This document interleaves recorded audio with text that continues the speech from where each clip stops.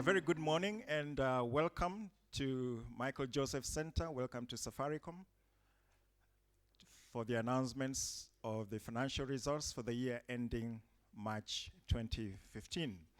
Just a few announcements before we start.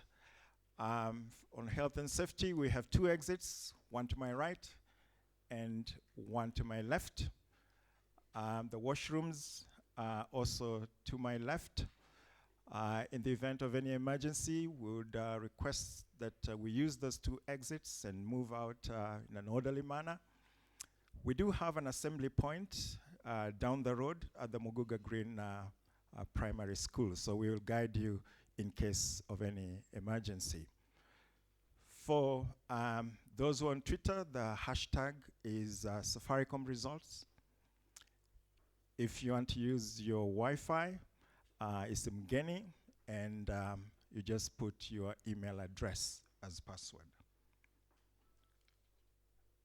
To the media, we will not have a separate media session, so we'll encourage you to ask your questions during the Q&A session, but we'll moderate at that point.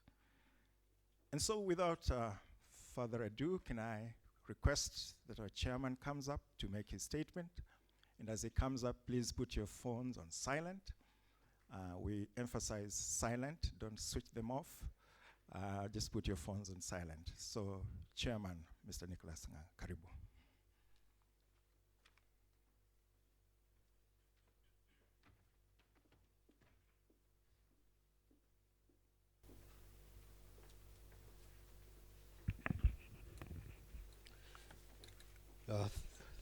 Thank you very much, Joe. I would like to welcome you all, our shareholders, representatives of the investors community, members of the board and management and staff of the company, our friends in the media, and other invited guests. It's always a great pleasure for me as chairman of this company to invite you to the presentation of results.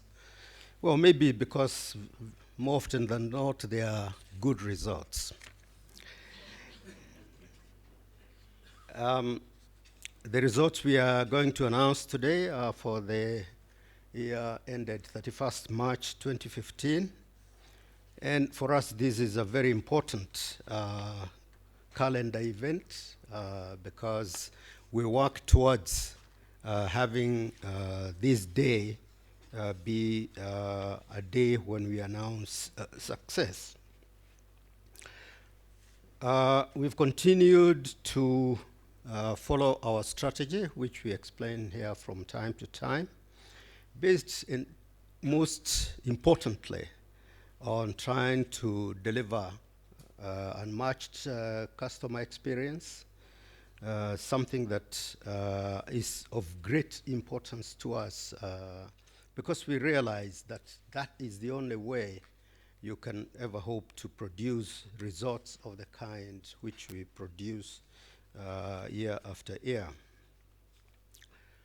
In the year that we are reviewing today, the Kenya economy remained fairly stable and grew at 5.3% in 2014.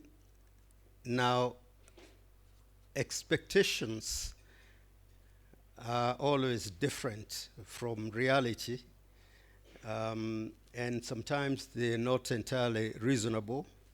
I can remember a time way back when planning for a 5% growth was considered to be ambitious. And today, people are grumbling a little bit that the economy growing at 5.3% instead of 5.7, that's a big deal. I think still the economy has performed well, and we as a company like to take advantage of that kind of situation that is evolving in the country. The government has continued to spend money on infrastructure projects and other projects, both at the national level and at the county level, at the devolved level. And this has produced many opportunities and challenges, and the company continues to take part in this development and in this growth path that is evolving in the country. There has been obvious setbacks, headwinds as they are called, because of the challenges brought about by the near collapse of the tourism industry, poor performance on certain agricultural subsectors. But in spite of this, we would think that the country and the company continue to prosper. In the ICT sector that we belong to, growth has been at 13.4% in 2014. And it's interesting that that sector, which has not been a very old sector, only started in recent years, now is estimated to contribute 8.4% to the GDP of the country. And it is estimated that in attaining the Vision 2030 targets, the contribution will perhaps be 10% or more. There is no doubt that a significant source of this growth is contributed by the mobile telecommunications sector, and that we, as a key player in that sector, have had an effect, an influence on this contribution, and we hope that we can continue to contribute at the level at which we have been contributing in the coming days and years.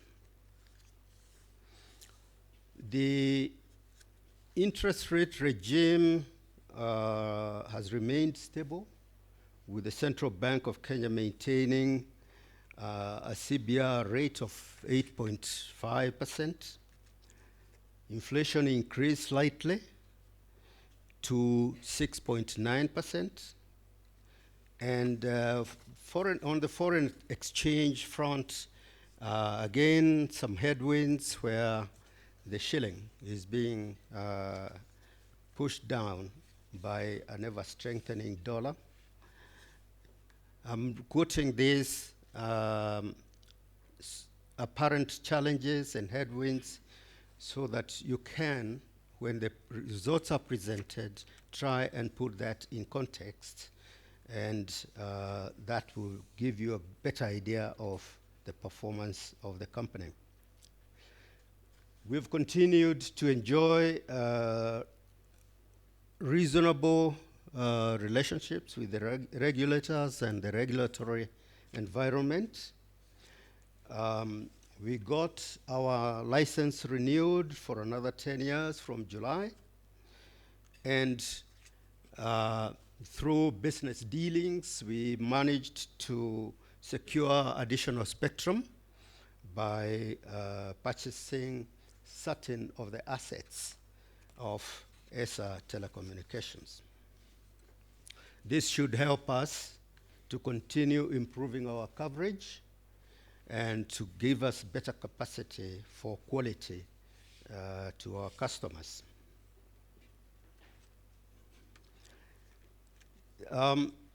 We have talked from year to year about the MTRs and how the regulators want to continue reducing these regionally from as high as 4.42 shillings to a final rate of 0.99 shillings, that's 99 cents. We are not the only ones affected by this, but being the larger player, we are obviously much worse off in this respect. But we hope that with this gradual reduction, we'll still find other areas in which we can maximize our earnings and be able to cover the gap. Now, we have had an experience which is of interest to shareholders in being selected by the government to spearhead and implement a national police surveillance project. It's a complicated project, highly technical. There has been all sorts of misunderstandings, but the way I would like to put this to our shareholders and to our investors and to the media and others is that it's part of our bigger vision. We talk about improving the welfare of the people. We talk about giving an exceptional experience to our customers. We talk about changing lives and all that. But at the end of the day, security is paramount.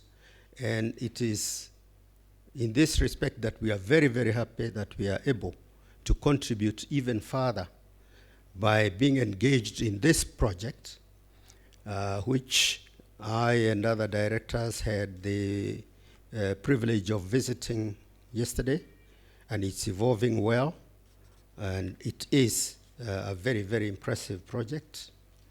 If it works as the government intends, this will be definitely a game changer in the way security is handled in this country.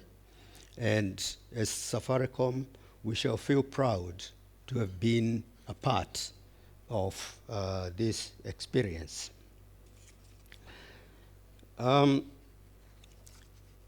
We have always commented about the issues of competition, and I'm not going to keep away from it even today. I would like to say once again that it is not the intention of Safaricom to undermine or to drive anybody out of business.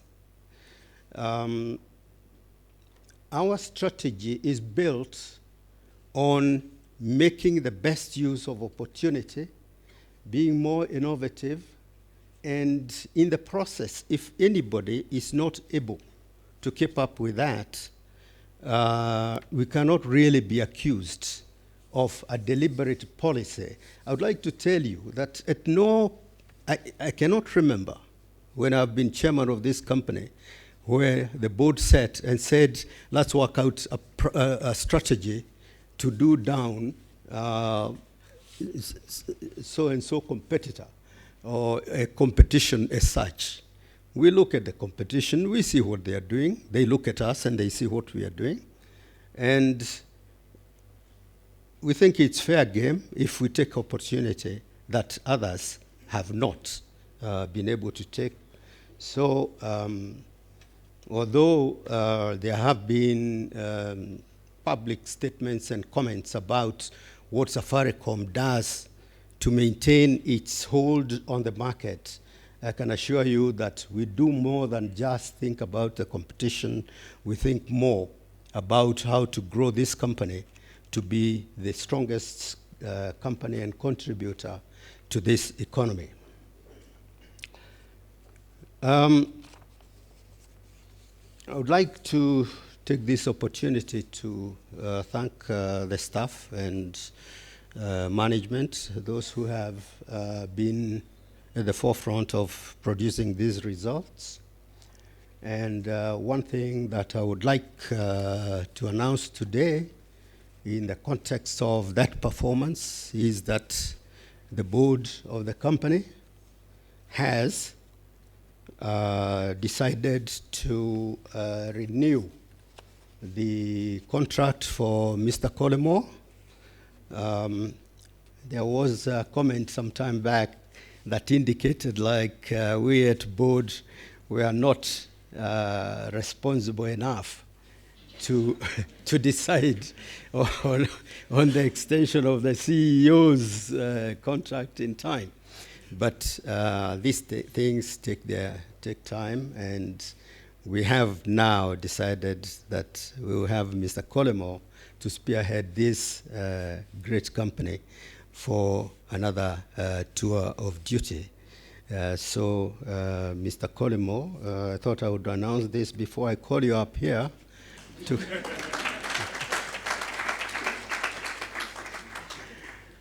to come and lead in the presentation of this year's results.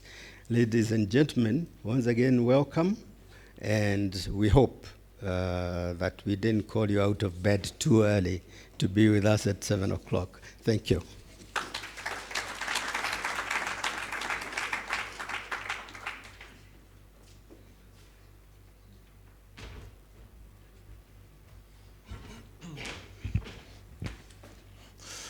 Well, that was a relief.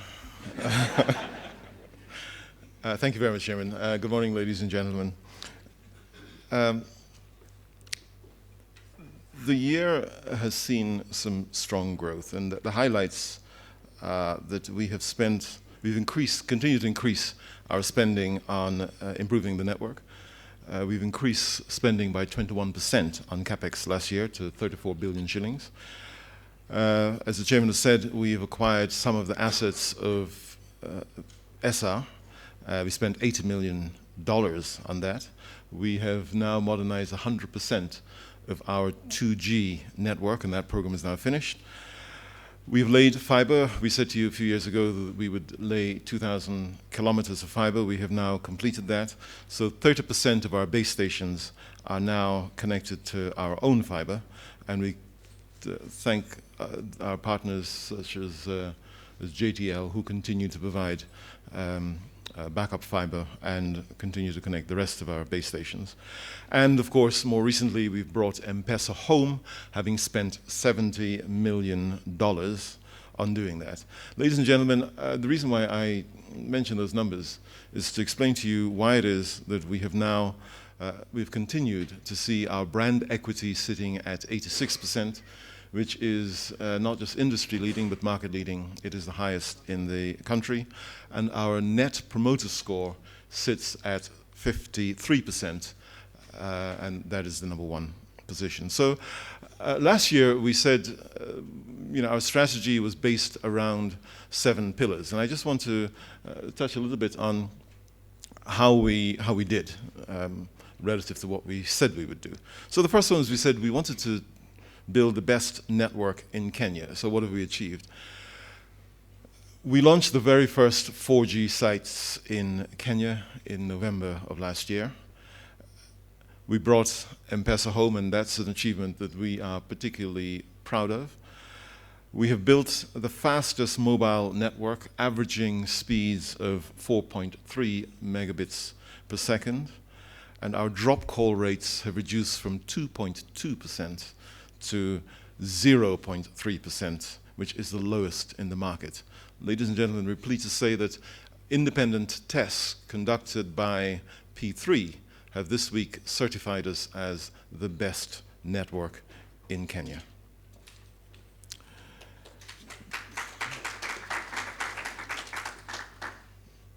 If you would applaud, we would ask you to do so, at least the executive team, to do so enthusiastically. The second pillar was that we would democratize data, and we're pleased to say that we've seen considerable growth in our active data customers, and we'll go through the details in a minute. We've seen usage of data grow by 38% in the year. And we're very pleased also to say that smartphones have grown by almost 100%. And we now have 3.8 million smartphones. And that has contributed to the growth in data that we will talk about in a few minutes. We said we would retain and reward our loyal customers, and through a number of programs, including a more flexible use of our loyalty program, Bunga Points, we've seen churn levels at an industry-leading 17.2% across the full customer base. But it's important to note that our high-spending customers are churning at less than 0.4% per annum, and our corporate customers are churning at less than 1% per annum. The next and very important pillar for us was deepening financial inclusion. The number of active customers using M-Pesa grew by 14%, and these are the customers who've used M-Pesa at least every 30 days. Of course, some customers use it less than that. We've transacted more than 4 trillion shillings on M-Pesa in the last year. We have nearly 50,000 active Lipa na M-Pesa merchants, but more than 150,000 who have signed up. We've introduced international money transfer, which is from mobile phone to mobile phone with Vodafone in Tanzania. And of course, we have announced in the last year our partnership with MoneyGram, which supplements the partnership that we announced with Western Union some years ago. And that is continuing to grow international money transfer. M-Shwari has a total of 10 million customers, 5.8 of which are active. And more recently, in this calendar year, we've launched the KCB M-Pesa account, and we now have 1.4 million customers signed up to that. We said we wanted to be the business partner of choice. We've seen more of our corporate customers using more of our products. 21% of our corporate customers are now using fixed data, which is a testament to our strategy to roll out fiber to the building, if not necessarily fiber to the home just now. And we've seen 22% of our corporate customers using M-Pesa. 60% of county governments are now also Safaricom customers, and we've doubled the number of SME customers to 64,000 customers in the year. We wanted to put a strong emphasis on youth, because youth is a growing market for us. And we now have 1.28 million so-called youth attached to the network. And it's showing a very strong brand equity at 79% and a net promoter score at 57%. Innovation was the final of those 7 legs, and we were pleased to have launched a portal for internal and external ID generation. We have launched innovation challenges together with our partners at Vodafone, and pleased to say that Kenyans have performed very well over the last 3 years, winning number 1 and number 2 position against competitors from a far field as India, South Africa, Ghana, Mozambique, and Tanzania. And in the last year, we have launched a $1 million venture capital fund to help small startup companies that show potential. So what has all of that meant for performance? Before I hand over to JT to go through some more detail, let me just give you the headlines. We've seen our total revenues grow by 13% to 163.4 billion shillings. Service revenues, which is largely everything except handset sales, grew by 13% to 156.2 billion shillings. And our non-voice revenue grew by 27% to 68.8 billion shillings. That now means that non-voice revenue is accounting for 42% of our total revenue, a number that we are particularly pleased with and which supports the strategy to diversify not away from from voice, but also to put some more emphasis on the non-voice elements. EBITDA grew by 17% to 71 billion shillings, and net income, which is the number that Ali Khan is probably more excited about, and I can see him tweeting feverishly in the front row, net income grew by 38% to 32 billion shillings. Free cash flow grew by 21% to 28 billion shillings. And that means that the board will be recommending a dividend growth of 36% to 25.6 billion shillings. That equates to 64 cents per share. Ladies and gentlemen, I'd like to invite JT up to just go through, as he takes his glasses off for the sake of vanity, to just go through the details on the financials.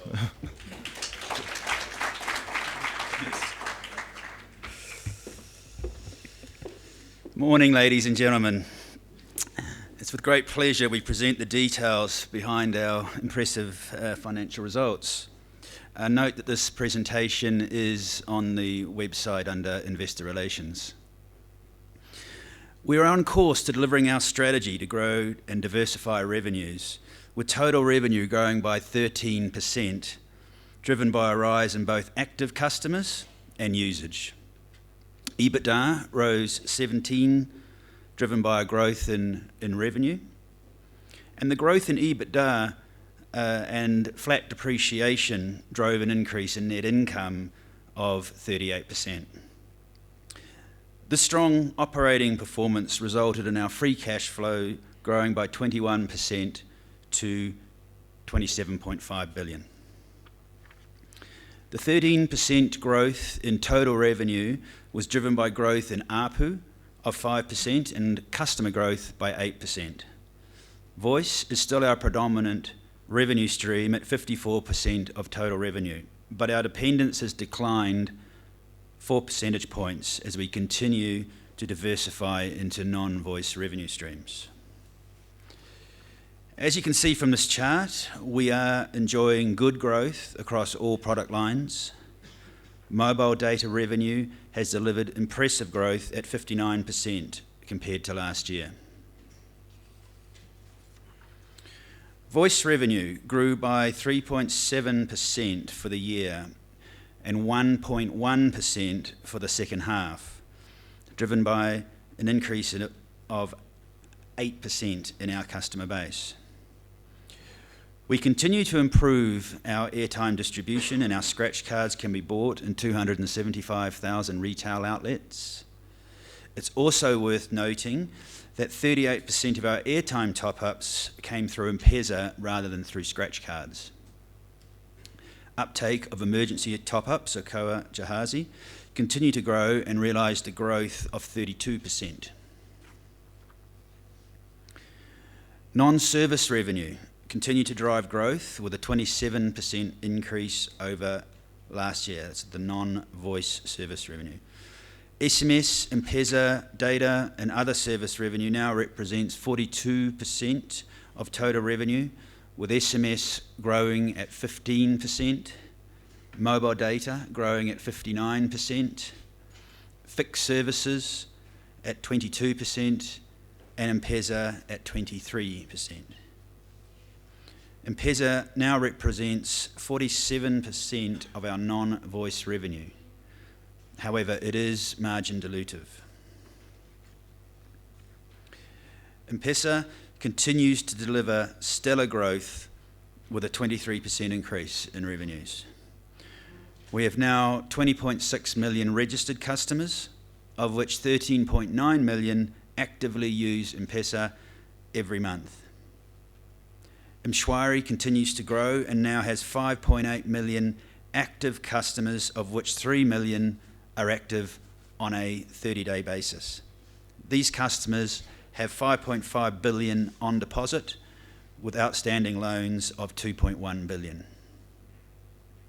KCB now have 1.4 million registered customers who have 120 million on deposit and 950 million on loan. We have made sustained progress in driving financial inclusion. with the total M-Pesa transactional value for FY15 coming in at 4.2 trillion.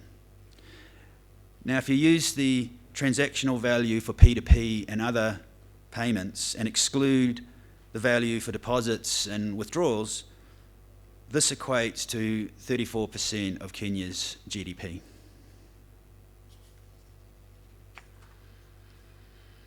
SMS revenue grew at 15%, driven by a growth in active customers and increased usage per customer. The number of customers buying SMS bundles grew by 34%. Mobile data was our standout performer, with revenue growth of 59%.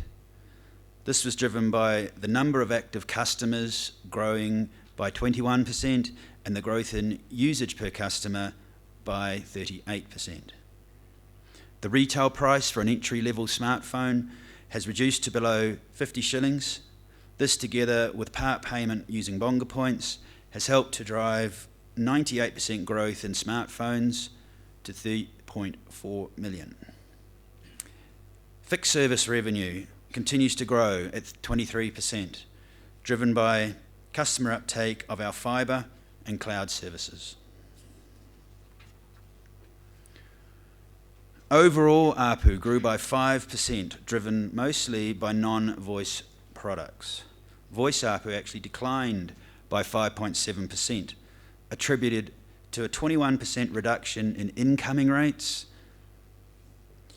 and a 3.7% reduction in outbound usage per customer.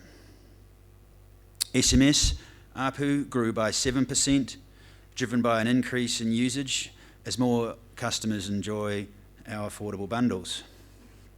M-Pesa ARPU grew by 9%, driven by an increase in the number of chargeable transactions per customer to 6.2 transactions per month.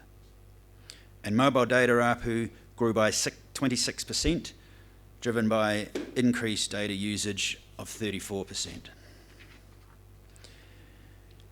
Our direct costs increased by 9%, which is below the revenue growth of 13. Contribution margin increased 1.5 percentage points, up to 65.6%. We continue to focus on operating cost initiatives, and in the year, operating costs held steady as a percentage of revenue at 22.1%. EBITDA for the year improved by 17% to 71 billion. The EBITDA margin improved to 43.6%, up 1.5 percentage points. But if you remove material one-off items, the underlying EBITDA margin is actually 42.6%, which is more of an expectation going forward. This is despite the M-Pesa EBITDA margin being dilutive. Our capital program, in which we have invested over 277 billion shillings since inception, has enabled us to continue growing and modernising our network in order to enhance its coverage, capacity and quality. We closed the year with 3,382 base stations, of which 57% are 3G enabled, which is 5 times more than our nearest competitor. We now have launched 4G and have rolled out 236 4G sites in Nairobi and Mombasa. And capital expenditure for the year was 34 billion. And this was spent on our 4G rollout, our own fibre build, modernisation of the 2G network, additional coverage, the new M-Pesa platform, and information system upgrades. Free cash flow has improved by 21% to 28 billion, driven by improved trading results and working capital management. We closed the year with cash at bank at 14 billion, offset by 10.6 billion of borrowings, leaving us in a net cash position of 3.4 billion. We will retire the corporate bond of 4.5 billion in December this year. So in summary, we've achieved our strong financial performance by growing all of our revenue streams, with total revenue growing at 13%, while holding our overall cost growth at 11%. This has driven profit after tax up by 38% and free cash flow up by 21%. We are proposing to recommend a dividend equivalent to 80% of our net income. This will mean a payout of 25.6 billion shillings, once again the largest in Kenya corporate history. I'd now like to invite Bob to the stage.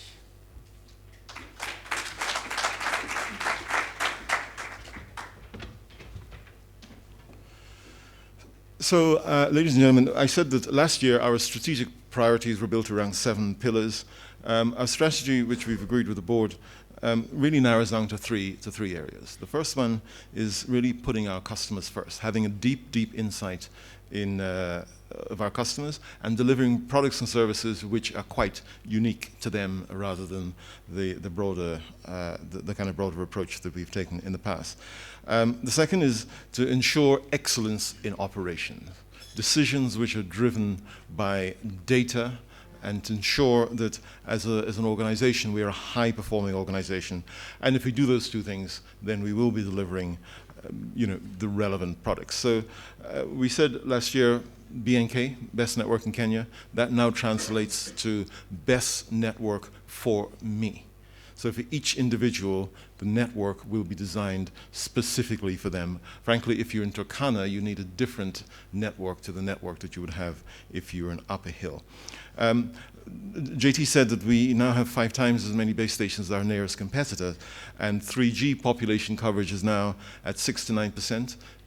This year, we want to move that to 80%. So 80% of the population will have access to 3G. We want to extend our 4G deployment, and today we're happy to say that we now have LTE or 4G available in 236 sites. So it covers Nairobi in its entirety and Mombasa.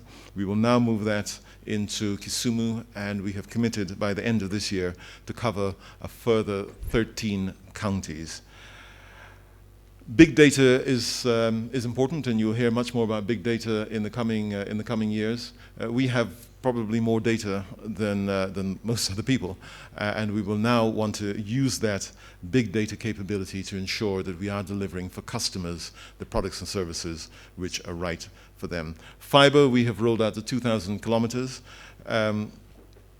We want to now continue to do that and to reach 1,000 corporate buildings, but also to reach out to about 8,000 homes in 50 residential estates. On mobile data, we have increased smartphone penetration, but we'll continue to drive both 3G and 4G devices in order to stimulate usage.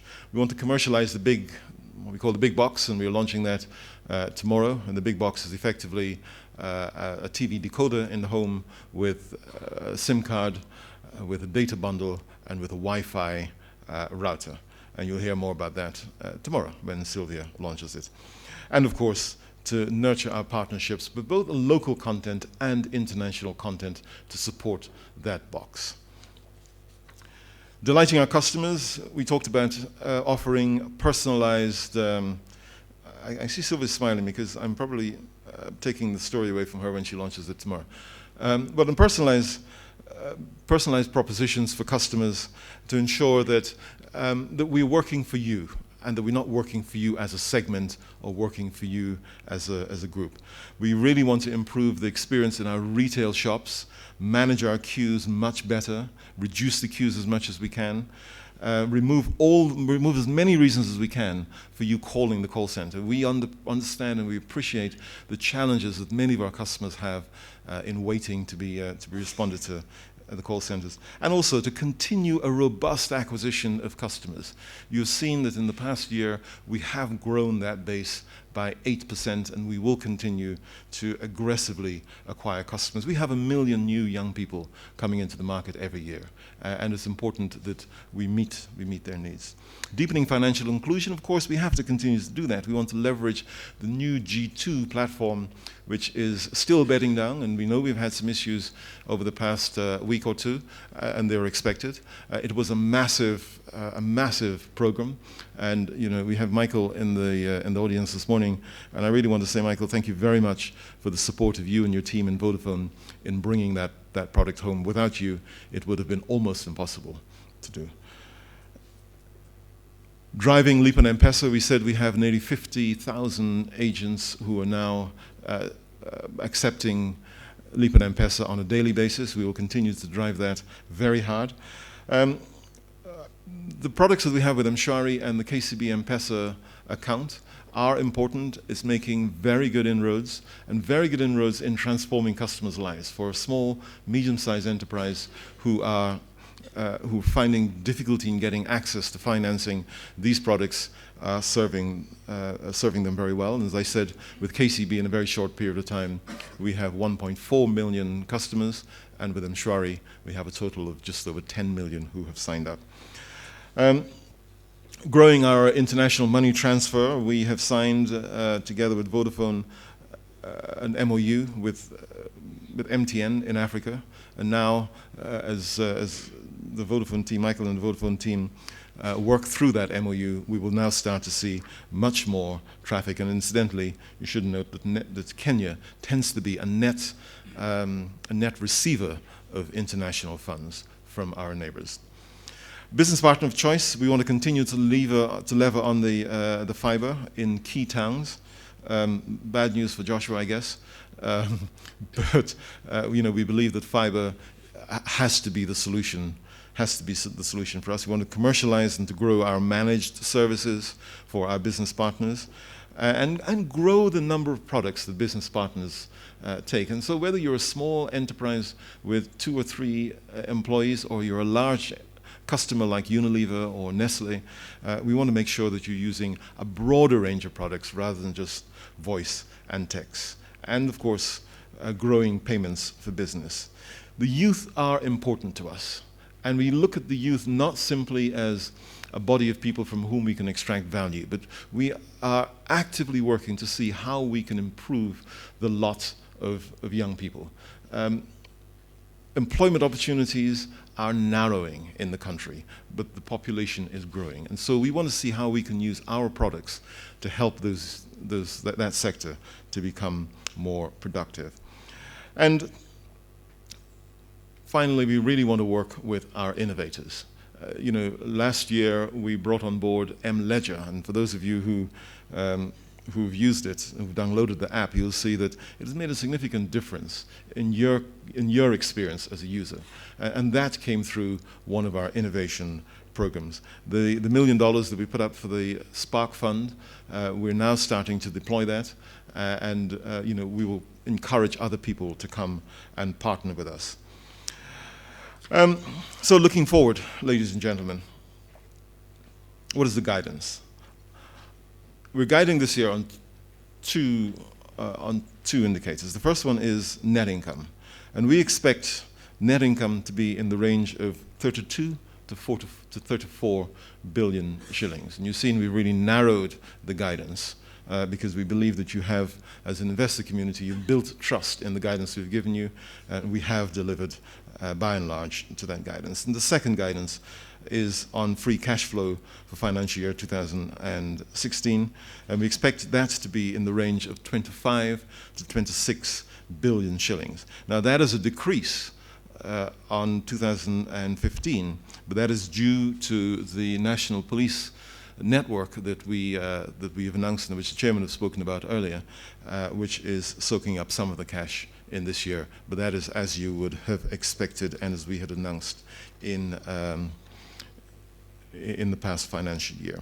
So, in summary then, ladies and gentlemen, we have seen very strong non-voice revenue growth in the last year. We have invested 34 billion shillings, which is an increase of 21% on the previous year, and outspends, in fact, I was looking at the numbers last night, our capex expenditure exceeds at least the expenditure of 2 African countries. I can't remember which 2 they are. We have improved voice and data service quality, but we are not complacent about it. Thibaut and his team are working feverishly to ensure that we improve even further on that service. And I really want to congratulate Thibaut and the team for achieving the certification for the best network in Kenya.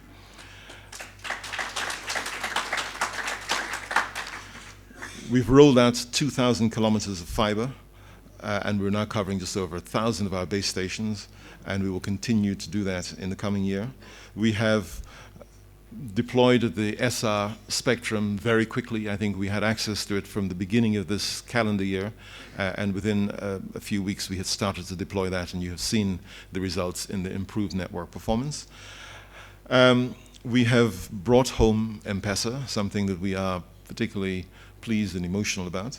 And of course, we've had a very successful upgrade of our ERP system, something which is never done without incident, and we were pleased to see that that has happened. And the result of that is we are now perceived to be Kenya's most admired brand, with a brand equity of 86%, a youthfulness score of 79%, and I credit some of that youthfulness score to me personally. And of course, the Net Promoter Score sits at 53%, which is at a number 1 position and a number of points ahead of our competitors. Ladies and gentlemen, finally, I'd like to say thank you very much to our customers. You have been patient with us through some difficult times, and particularly in the past few weeks when we took M-Pesa down over a number of weekends in order to prepare for the migration, and we thank you very much for your patience and for your loyalty to us. We thank you for your customers, for your custom, and we thank you for putting your trust in us. Secondly, I'd like to thank the board for putting your trust in the management team. We hope we haven't let you down. And of course, my management team, of whom I'm enormously proud of, not just the management team that are very smartly attired today, they don't usually look this smart, but also the 4,600 members of the team who are watching on live stream. Thank you very much, ladies and gentlemen. I'd now like to invite the chairman and JT up to the stage, and we'll take any questions. Thank you very much.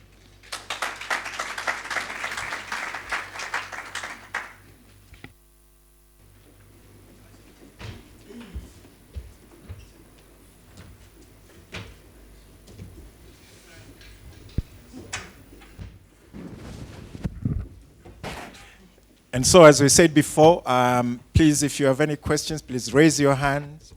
I will kindly request you to give us your name and the institution that you represent. It's open now to the investors, to analysts, to bloggers, to the media. So there are roving mics behind you. Can I see some hands?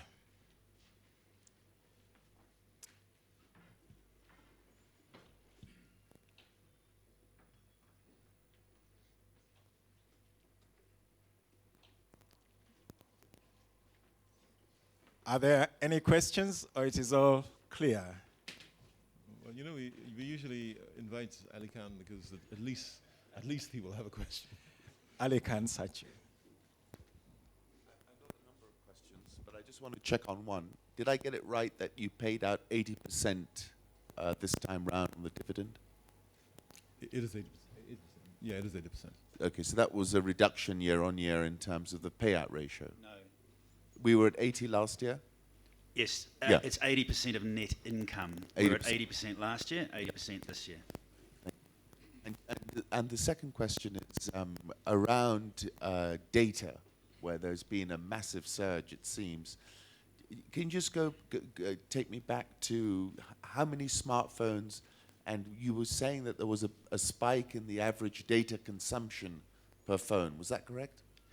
Yes, we have about 4 million customers with a 3G or a 4G device on our network, of which 3.4 are smartphones. Yeah?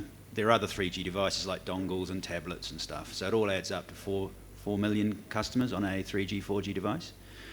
and their usage increased in the month of March compared to the March year before by, well, actually for the full year, by 38%. Good. Any other questions? Just reminding the media that we do not have another session. This is the time to ask. Yes, I see you. Morning. Good morning. My name is Agina from KTN. There was a lot of speculation around whether Bob's contract would be renewed, and indeed it is relief that the chairman has confirmed this. But my question more so is in regard to the issue on the quality of service. Safaricom has announced that it has been making significant investments in upgrading its network. Perhaps just give us a quick of the other areas you'll be targeting. Thank you.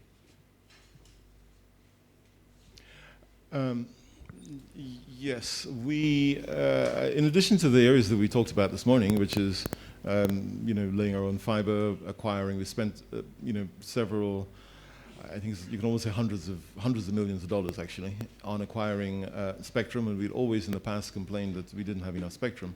So deploying that spectrum at 800, at 900, at 1800 megahertz of spectrum, deploying that efficiently is going to be important.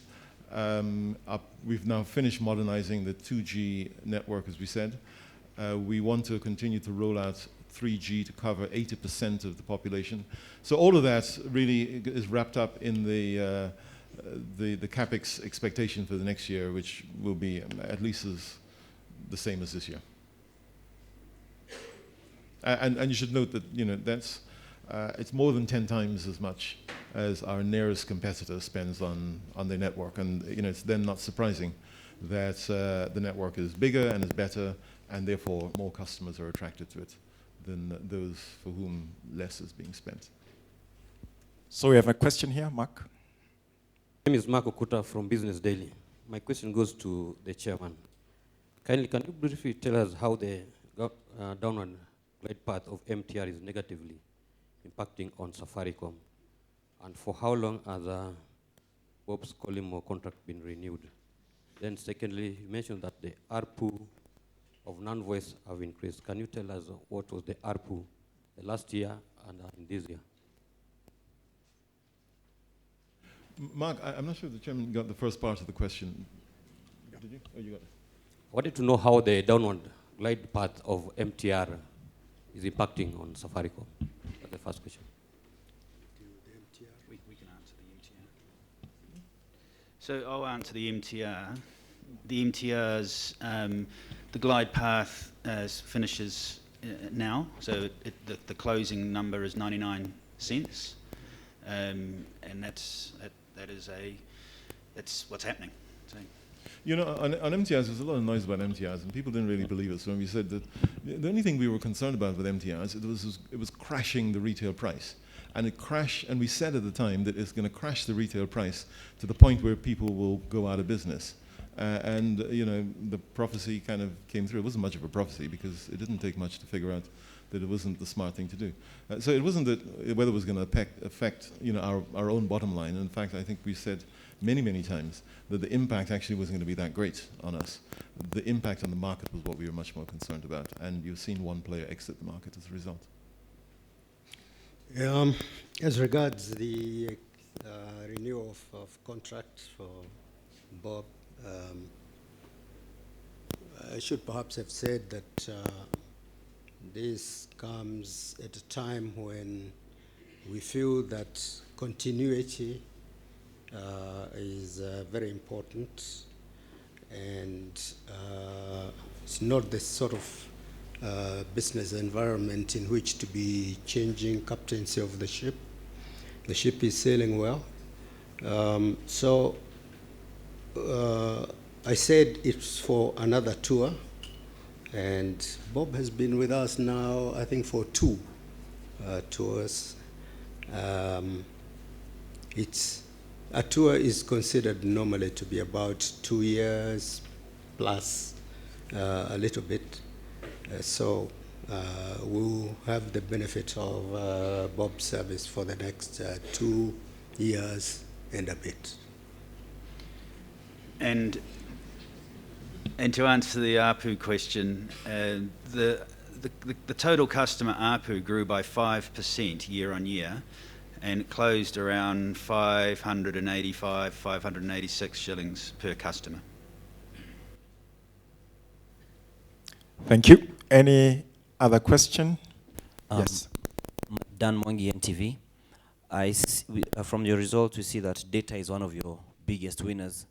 However, it has been a concern for many that they're getting, their data billing is going higher than they expect. They are finding themselves having data unexplainably used up. And so what would be your comment on this? So data is one of those tricky areas. You know, often when I take up a customer's query usually on Twitter or by email, when we've investigated, you know, usually there's a lot of background stuff that is happening. And if you look at your phone, if you look at your smartphone now and see how much activity, how much updating is happening, whether you have things like AccuWeather, people have Dropbox and they don't realize that pictures are being uploaded, and that tends to be what consumes a lot of data that when customers don't really expect it. And so we do urge people to make sure they switch off all that background activity. But you know, we have to take it on a case-by-case basis. Yes. My name is Liliana Cheng from the Daily Nation Business. I would like to know of the investment that you spent on improving your network and all that. How much was spent on bringing M-Pesa back home and on its maintenance?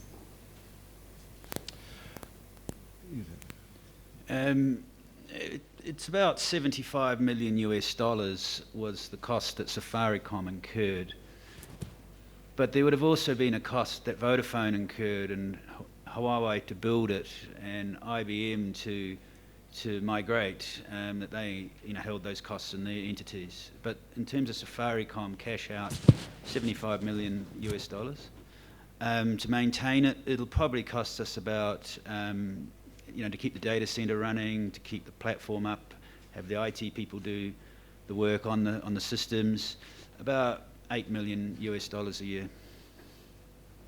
Sorry, I haven't converted that to shillings, but that's what I remember the numbers in. Well, I think we paid it out in dollars, which is why. And you know, that $75 million doesn't really cover it. You have to think that there were more than 400 people involved in 5 different countries. You know, it's been a massive, massive exercise. The number he talked about is how much we actually paid out to bring the boxes home. Yes. I'm Eric from techquiz.com, one of the blogs, and I have 2 questions. My first question is on M-Pesa. Currently, we know the migration that happened, so I wanted to know how many current active monthly users do you have on M-Pesa currently? And also, my second question on M-Pesa is, we've seen the new diversification, Lipa na M-Pesa, the M-Pesa SurePay. So are there plans for a spin-off? I know that's a little bit rich, but are there plans to spin off M-Pesa, any chance? And the third and final question is on payments. Globally, that's where tech is literally going. Square, Facebook recently launched their Facebook payments platform. So how does Safaricom plan on scaling up on payments, both locally, internationally, and in the region? Thanks. So you've got the chart which shows how many active M-Pesa customers we have today. You know, the migration was only done a couple of weeks ago, so you wouldn't have seen much movement since then. Is there any plans to break off M-Pesa? No, is the answer. And yes, we have seen a lot of alternatives. You know, whether it's Facebook or Google or whatever it is. You know, M-Pesa is still the world-leading mobile money transfer system. In East Africa, 80% of the mobile money that's transferred in the world is transferred in East Africa, and most of that is done on M-Pesa. So M-Pesa is what what sets the benchmark. Of course, you'll have competitors, and the world is, as the chairman said, the world is big enough for competitors. Today in Kenya, I think more than 95% of transactions are still done on cash. So whilst we tend to think of it as being this massive, all-empowering thing, it still is only 5% of the full opportunity in this country. And we just focus on what the customer wants. We don't think about where we sit on a global platform. We just say the customer needs to be able to pay with convenience, security at a low cost, and then we develop a solution for that. And in case you can't see the chart, it's 13.9 million customers who are active every 30 days. Yes, we have one question there. My name is Paul Wafula from The Standard. I'll start from the migration of the M-Pesa back home. Apart from just the emotional satisfaction that M-Pesa is home, what do Kenyan consumers specifically expect this migration, bringing it home, to help or to improve in terms of their quality of service or anything that they're experiencing in the market? Secondly, once upon a time when M-Pesa started, we had some discomfort in the banking industry, and we heavily wrote about those stories, but these banks somehow accepted that Safaricom can play in their market, which has happened over the years. But right now, some bank wants to come in the market with the thin SIM, and it appears that Safaricom is among the people that are very strongly opposed to it. Don't you think this is a double standard in that you are able to go into the banking industry, and now you do not want the banks also to come and play in the industry? So there is a kind of fallacy in the tone of your question, and it's not unusual. It happens a lot. The banker in front of you actually was with me in Los Angeles last week, and we were talking about this issue. M-Pesa is not a banking product. M-Pesa is a payment product. It's mobile payment. It's not mobile banking. So Standard Chartered does mobile banking. Barclays does mobile banking. And what we've done in order to deliver a banking solution is we've partnered with banks. And way back when, we partnered with CBA. And more recently, we partnered with KCB. And they're delivering a banking product. So, we've partnered with lots of people, and we continue to do that. So that's the answer to the banking question. I hope, I can see from your face you still have some skepticism about that. The first question, which I think is a very good question, is apart from the emotions, what is there about the bringing home of M-Pesa? Well, the emotions is driven by something, which is having more control of the product. One of the things which has frustrated customers a lot is the whole issue of reversals, for example. And we haven't been able to do that on the old platforms. So now once the thing is bedded in, we have a roadmap of how we can improve the functionality on the product to deliver to customers what it is they've been asking for. Similarly, ever since I've been the CEO of the company, and before me, Michael, people have been saying, why can't we have the API for M-Pesa?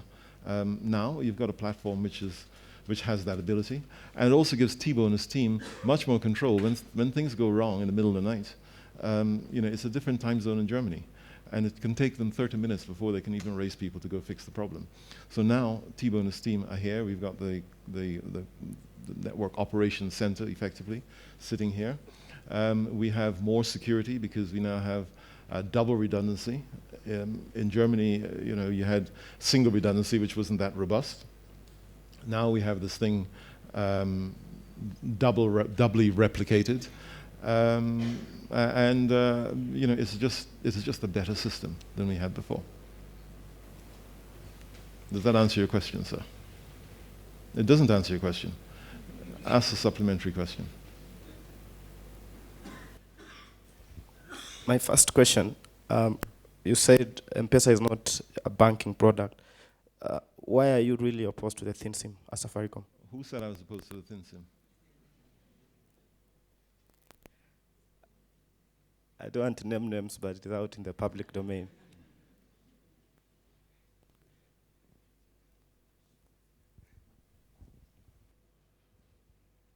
Okay, we'll have one more question, and okay, the last two, one and you, and then we'll close. Okay, go ahead. My name is Edwin from Daily Nation. I only have one question on postpaid. Could you please clarify what happened to the changes, the latest changes to the postpaid tariffs, and if customers had lost their accumulated minutes, some up to 2,000, 3,000 minutes. No, customers haven't lost it. Sylvia put a statement out, I think, on Saturday morning or Sunday morning, which showed that if you'd accumulated minutes, you keep them. So there's no issues. We did, in fact, give customers a year's notice to say we would stop it. And actually what we did, sorry, I shouldn't point to her. What we did is we said, no, we're not going to stop it. You can keep doing it. You can what we call grandfather the product. So if you've got it, you're lucky, and you can keep it, and you will keep your minutes. It's not a problem. The only change is now we're not rolling it over. We never intended to roll over those minutes, incidentally. But now we're saying that the minutes that you buy, you have to use within the 30 days. At the end of the 30 days, it expires, which is common in many other parts of the world.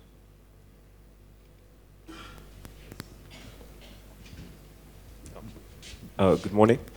Sila from Jengis Capital. Just a simple question. Following the launch of the international money transfers, what would be the target in terms of value of transactions and possibly the impact it would have on the M-Pesa revenue line going forward? Well, I know JT is deafer than I am, so I didn't hear it, so I doubt he heard it. Okay, so it was on international money transfers. Being a new product, what impact would it have on the M-Pesa revenue line? And what's the target in terms of value of transactions that you would expect to come through that new platform? The annual money transferred into Kenya from the diaspora is equivalent to about 1 month's M-Pesa money transacted. So the size of the pie is about 1/12 of what the pie we have today. Then you've got to ask yourself, what will change? So many diaspora will send money home through banks. Many will send money through Western Union, through MoneyGram, which is where we come in. And as more and more people adopt mobile to mobile through the things we've arranged with Vodacom Tanzania, with MTN and Tigo, some more money will come through our channel rather than the other channels. But it's still only a portion of that 1/12. So I wouldn't be promising any material changes to M-Pesa revenues on the back of it. But it certainly helps our customers here get their money quicker and directly into their phones where they can then spend it. Okay, there was one more question that will close after that. Hi, good morning. My name is George with Reuters, and my question is to do with the launch of the big box. How much has it cost to, or how much will it cost to roll it out, and how do you see it adding to your bottom line? Thanks. So we've got a challenge with the, because Sylvia is doing the proper launch tomorrow, and I'm looking at her for a clue on how much she wants me to say, but she's saying that she'll talk about it tomorrow. So it remains for me to thank the panel, the chairman, CEO, CFO, for responding to the questions. You may wish to retire now. I thought I was extended. Why didn't you tell me to retire now? So thank you very much. Seriously, we want to thank you for finding time to be with us this morning. We know it was a very early start, but thank you for being here.